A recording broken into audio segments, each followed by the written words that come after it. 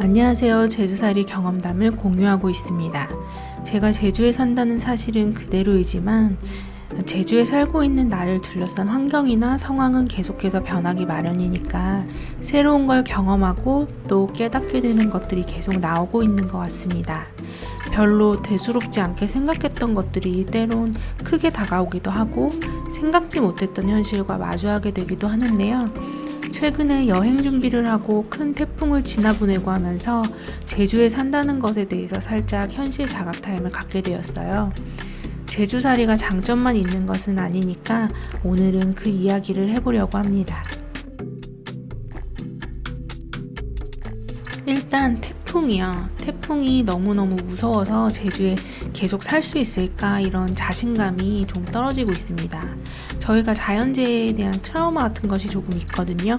사실 제가 몇 년 전에 일 때문에 포항에 살았던 적이 있었어요. 근데 그때 경주에서 되게 큰 지진이 나서 포항에도 여진이 발생을 했는데 그 여진의 진앙지가 바로 저희 집 근처였어요. 거실 소파에 앉아 있는데 갑자기 아스팔트 뚫는 드릴 같은 소리 같은 게 우다다다 하고 아주 크게 나더라고요. 어느 집에서 공사를 하나 이렇게 생각을 하고 있었는데 그 순간 갑자기 집이 엿가락처럼 막 휘청대는데 그때 제가 15층에 살았는데 순간 이렇게 휘청대다가 아파트가 부러지겠다는 생각이 들더라고요. 진짜 너무너무 무서웠는데 그때 집에서 뛰쳐나와서 대피 장소에서 한두 시간을 보내고 나서 괜찮길래 어떡하지 하다가 집에 들어가기 무서워서 일단 단층으로 된 커피숍에 들어갔었는데 거기서 또 여진이 나서 벽에 걸린 장식품들이 다 떨어지고 그랬거든요. 다시 태풍 이야기로 돌아가면 작년에도 한 9월 중순쯤에 태풍이 하나 지나갔어요, 제주도에. 근데 그때는 이 정도로 위협적이거나 무섭지는 않았습니다. 평소보다 바람이 좀 많이 불었지만 처음 겪는 일이니까 바닷가 앞에 태풍은 이런가 보다 이런 신기한 마음이 더 컸었던 것 같아요. 밤에 잘 때쯤에 내진 설계 때문에 집이 좀 흔들리는 느낌이 들었다는 정도는 기억이 나는 것 같은데요. 포항에서 지진을 경험하면서 한동안 잘 때 그 침대가 꿀렁대는 것도 깜짝깜짝 놀라고 그랬었는데 이렇게 굳이 기억해내려고 노력하는데도 이 정도밖에 설명이 안 될 정도로 기억이 희미한 걸 보면 작년 그 태풍을 마주할 땐 두려움이나 걱정보다 새로운 경험이다 이런 생각이 컸었나 봅니다. 그런데 올해 그것도 가을에만 태풍이 3개가 지나갔잖아요. 흰남노, 무이파, 남마돌 이렇게 3개가 저 아래 제가 사는 서귀포 아래에서 한반도 방향으로 올라오는 진로였는데요. 그걸 걱정하면서 잊혀졌던 트라우마가 좀 되살아난 기분입니다. 특히 처음에 온 흰남노는 워낙 위협적이라고 태풍이 오기 일주일 전쯤부터 언론에서도 단단히 채비해야 된다고 일러두는 바람에 그 걱정도 그 기간만큼 해서인지 몰라도 임팩트가 굉장히 많이 남았습니다. 다행히 제주는 태풍을 정통으로 맞닥뜨리진 않았지만 그래도 해안가 저지대나 농가, 상가들은 침수되고 많은 피해를 입었는데요. 그런 피해에 비하면 미미한 수준이지만 저희 집 세탁실 창문도 바깥쪽으로 실금이 갔거든요. 겪어보니까 태풍이 오기 전이나 태풍이 지나가고 있을 때보다 지나간 직후가 더 무섭고 바람도 엄청나더라고요. 후폭풍이 거세다 이런 말이 있잖아요. 바람이 창문을 밀고 당기면서 압력을 가하는데 집도 흔들리고 소리도 대단했습니다.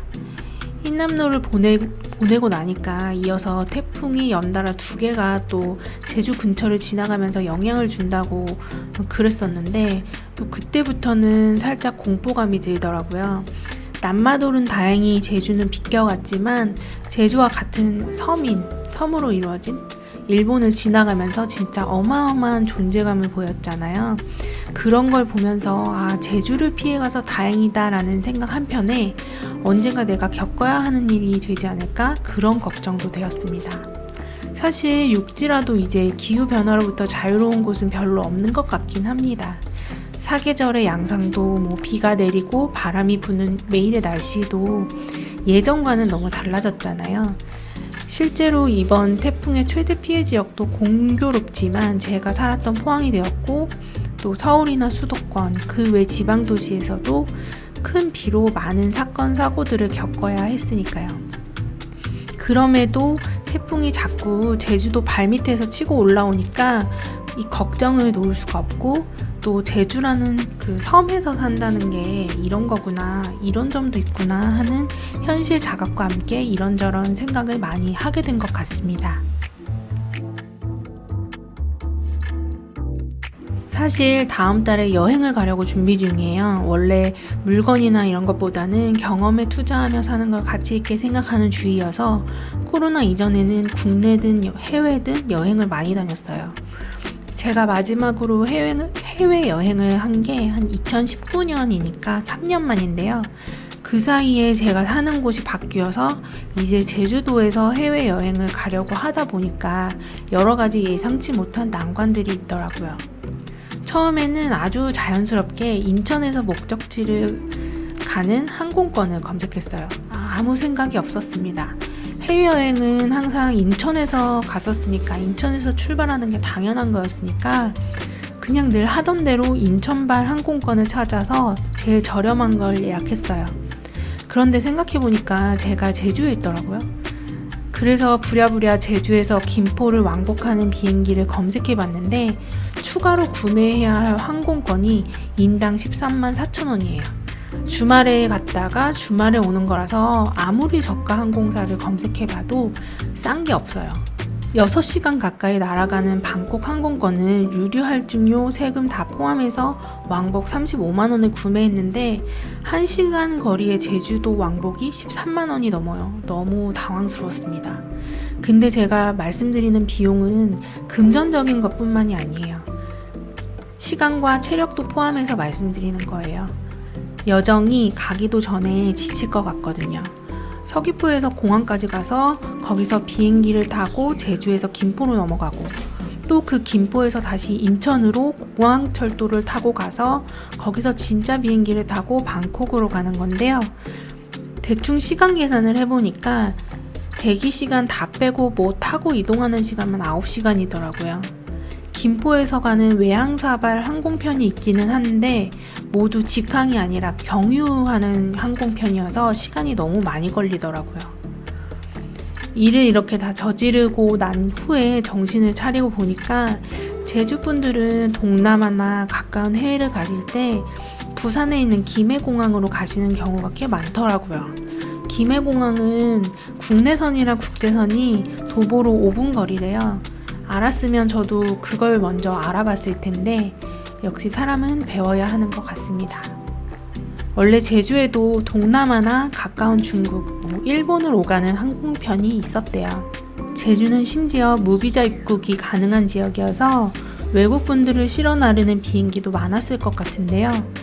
코로나 이후에 발길이 또 끊기면서 아직은 수요가 그만큼 발생하지 않으니까 빠르게 재개되지 않는 것 같습니다.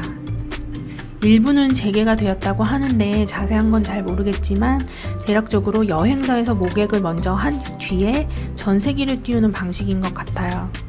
몇 박 며칠 일정에 가능한 항공편의 시간도 정해져 있어서 그 스케줄에 내가 맞추고 또 전세기가 출발이 확정이 돼야만 제주에서 바로 나갈 수 있는 그런 길이 열리는 것 같은데 아직은 좀 복잡하고 어려운 것 같습니다. 여행을 좋아하고 자주 다니는 입장에서 제주도에 사는 게 그렇게 좋진 않은 것 같아요. 그 제주도 비용이 추가로 붙는 거죠. 앞으로는 예전처럼 자주 다닐 수 없는 환경이라고 해도 가끔 여행을 갈 때마다 이렇게 현실 자각 타임을 갖게 될 것 같습니다. 그럼 다음 영상에서 뵙겠습니다. 오늘도 시청해주셔서 감사합니다.